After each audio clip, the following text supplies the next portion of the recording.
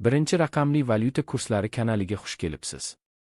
Bugun 19-mart 2026-yil sanasida O'zbek so'mining valyuta kurslari bilan tanishib chiqamiz. AQSh dollari 49 so'm 84 tiyinga oshdi. 1 AQSh dollari 2178 so'm 85 tiyin bo'ldi. Endi 100 AQSh dollari 1,217,885 so'm bo'ldi. Oxirgi oyda AQSh dollari 0,3% ga oshdi.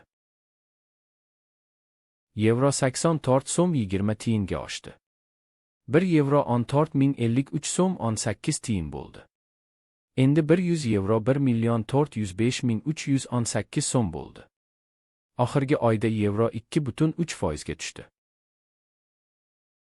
Rossiya rubli 1 so'm 45 tiyinga tushdi.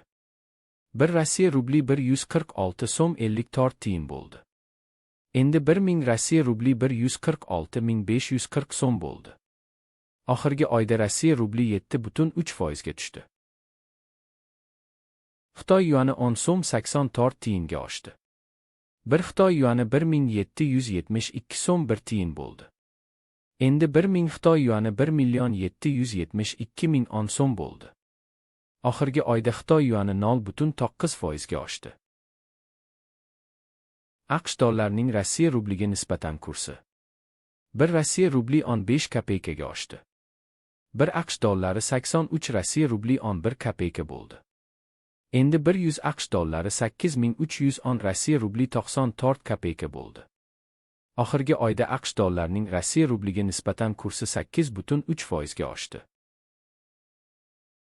Ertaga yangi kurslar bilan uchrashguncha like bosib obuna bo'lishni unutmang. Qo'ng'iroqchani bossangiz video chiqishi bilan sizga xabar beraman. Kuningiz xayrli bo'lsin.